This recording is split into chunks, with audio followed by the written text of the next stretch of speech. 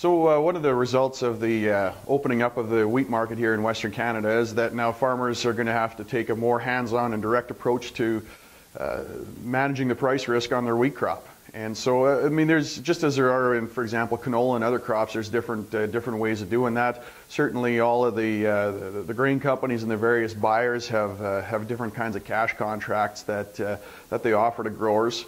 One of the things that growers can now also consider doing is going directly to the futures and options market. And that's not necessarily always the best way of doing it, but certainly there's a time and a place when that can be a very effective way of managing price risk and protecting profit margins. So a couple things that growers will need to think about is unlike, for example, corn or soybeans or canola, there's actually several different wheat futures contracts out there. So the most active ones are the three exchanges in the U.S. So with the Minneapolis Grain Exchange, they have the hard red spring wheat contract, which reflects, of course, the bulk of the wheat that's growing here in Western Canada in terms of our Canada Western Red Spring, or the CWRS.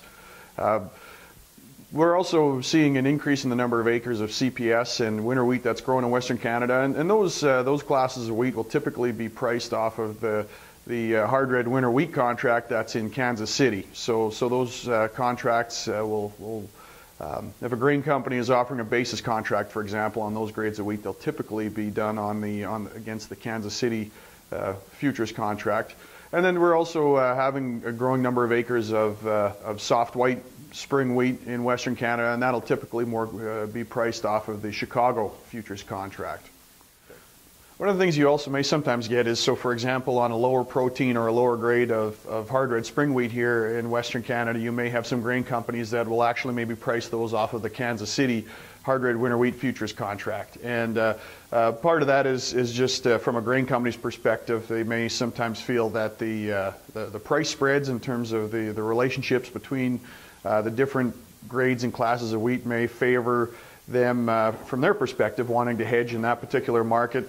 Sometimes the depth and liquidity of the Kansas City market may be, particularly in the deferred months, may be a little better from a commercial grain company's perspective than what they might get in Minneapolis.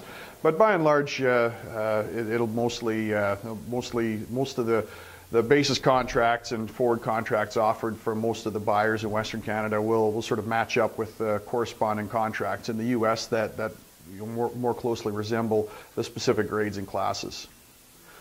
One thing that growers need to be aware of and is still learning, and I think the whole trade and industry is still trying to figure out a little bit, is basis levels in Western Canada in terms of cash basis levels in wheat. And so in crops, for example, like canola, we have long histories of basis levels, and what's a good basis level, what's a weak basis level, are there seasonal patterns, and of course it varies from one year to the next based on the market circumstances at the time, but there's a history and a frame of reference and a benchmark that the industry can go by and farmers can go by in terms of what would be sort of a quote-unquote normal basis level or a good or a bad basis level in their particular area. And that's something that the market is still figuring out to a large extent for wheat. We'll have histories of cash prices in, for example, in northern U.S. elevators, and that'll provide some type of frame of reference, because the U.S. and Canadian cash markets now with the open border will arbitrage reasonably well, but it's still not the same as what's going on specifically in your backyard here in Western Canada. And so that's something that farmers are going to need to learn. The whole industry is still figuring that out a little bit. We've seen quite a bit of variability in basis levels over the course of this first marketing year, and that's something we'll continue to see. So that's something that growers will want to be particularly aware of and make sure that they're learning and understanding is what their local basis levels are, because certainly in terms of putting on a futures hedge, any change in basis levels will ultimately impact how effective that hedge works out for a particular grower. So that's something they'll need to learn and something they'll need to understand and figure out going forward, and something not to lose sight of, even though there's a bit of a learning curve for growers in the industry as a whole.